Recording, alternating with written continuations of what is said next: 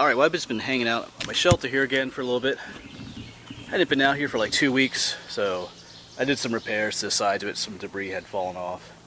But while I'm out here, we're going to talk about one of the plants that's growing out right here, about right here by my shelter, skunk cabbage. Most people are familiar with skunk cabbage, and it's growing all over the place out here. So let's see if we can find some. I mean, there's a little one right there, out there somewhere. I think I'll look for a bigger one though. Well, there's a ton of it down here actually.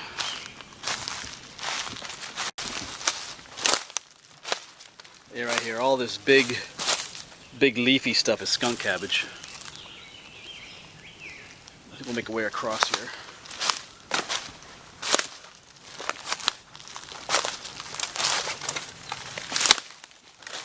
Yeah, well, right here we got a good specimen.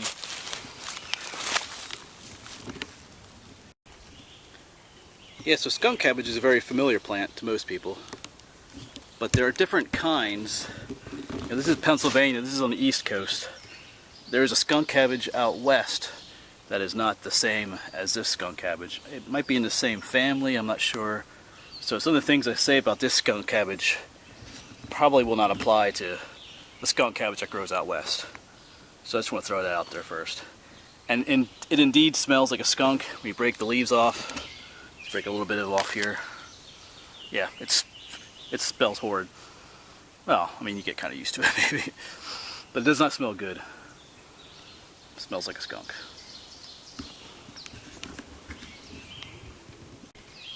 And as far as edibility goes, its edibility is very questionable. Yeah, one of the purposes of these videos when I talk about wild edibles and stuff is to be more practical about things. Like, you will read about, there are sites that say that skunk cabbage is edible. They tell you to boil it a couple of times, change the water, then dry it out, and then you can eat it. The problem with a lot of those sites is they're not actually doing that themselves. They're just getting that information from another site that got it from another site. So they're not actually trying it for themselves. They're just saying that you can do it.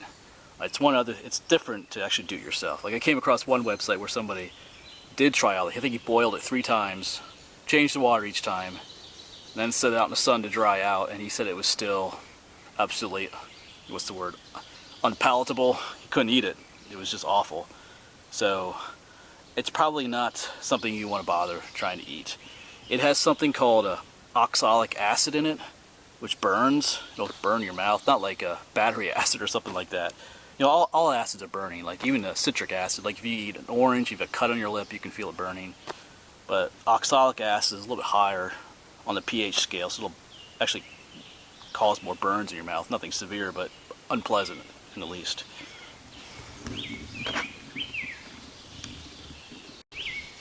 Yeah, in fact, when I used to have a little farm and raised goats, and even the goats wouldn't eat this stuff. I mean, the goats are notorious for eating whatever. I mean, goats they have poison ivy, thorns, and all kinds of brambles. They just love that stuff. I mean, like, if there's poison ivy growing somewhere, they'll eat that first. They love it.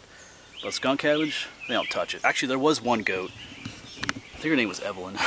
she was kind of a bossy goat, but I think I had fenced off a new area for them, and it was full of skunk cabbage. I think as soon as they ran into that area, she took a big bite out of one of these leaves, but she spit it out right away. She didn't want anything to do with it. So yeah, don't try to eat it raw at all. It'll kind of cause a burning sensation. Of course, you could play a trick on someone and put some of this in someone's salad, someone you didn't like. But I wouldn't recommend doing it to someone that you want to stay friends with, though. So yeah, I mean, you can try to eat it. The different things they say that makes it edible, but I would just not bother, because if you're in a survival situation and you need something to eat, by the time you get this prepared to the point where it would be edible, possibly edible, you're going to be spending way too much time boiling it and drying it out, and then it may not even be edible anyway. There's other things to eat besides this. But as far as medicinal purposes go, skunk cabbage does have uses. I've never tried any of these myself. Yeah. Whenever you do try things medicinally or eating wild edibles, always do your own independent research first. Don't just base what you do on what you saw on a video or what you read somewhere, because that person may not know what they're talking about.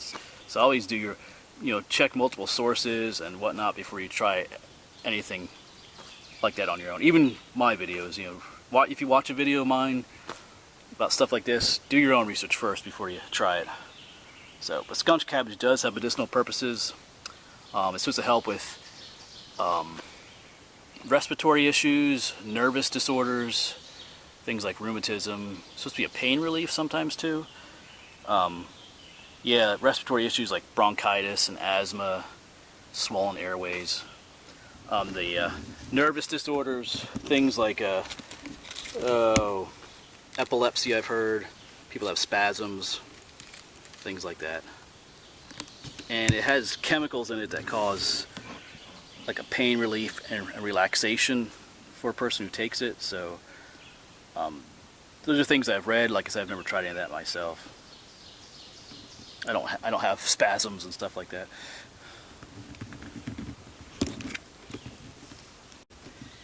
And the part of the plant that is used medicinally is the roots.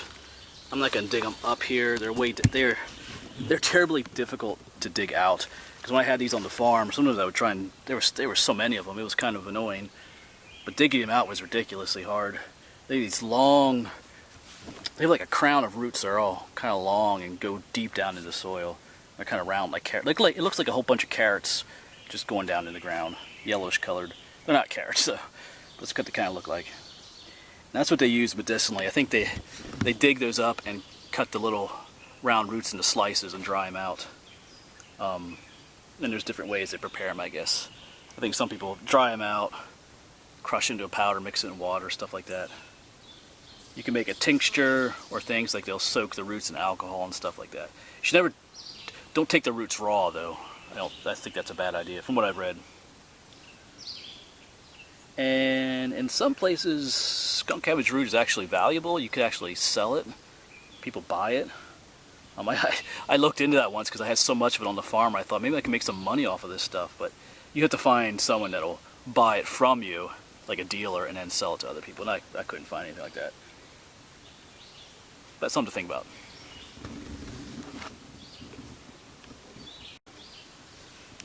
I've also read that it's supposed to help with, like if you have a wound or bleeding or certain skin disorders. I've never tried any of that, so there are other plants that can help with bleeding and wounds. I've never tried skunk cabbage before. And like I said, I don't have any mental nervous disorders or respiratory issues, so I've never actually tried skunk cabbage myself. These are all things that I've read that it can be used for.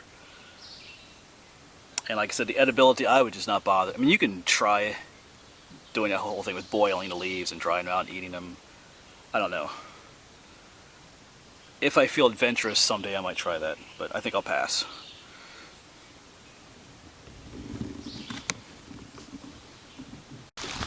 Now there are some other interesting things about skunk cabbage.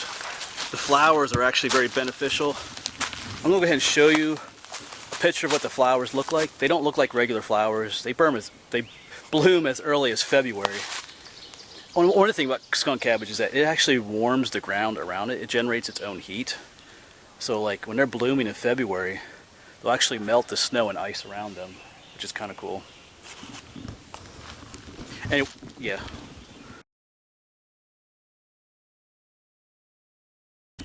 Yeah, so that is what skunk cabbage flowers look like. So they look kind of weird looking, but they are flowers. Like I said, the plant generates its own heat. And everything that's cool about that, like I said, it can melt the ice around it in the wintertime.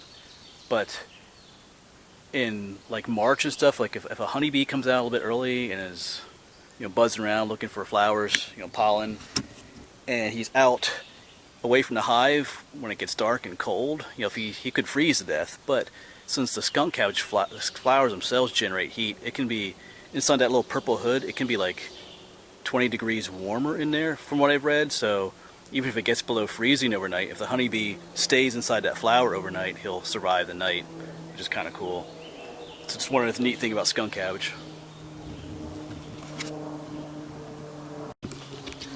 Alright, so that's just one interesting plant growing around my shelter here. Like I said, well, maybe I'll try to eat some sometime. We'll see. we'll see. I gotta think about that. But like I said, you know, even the medicinal uses, you know, if you do try it for anything like that, make sure you do your own research first. Don't just trust what one person says. You can get yourself hurt by doing something like that. Alright, well, thanks for watching this video, and I'll have more videos like this in the future where I talk about different edible and medicinal plants out here in the woods. Not always by my shelter, but in other areas as well. So, I'll see you around.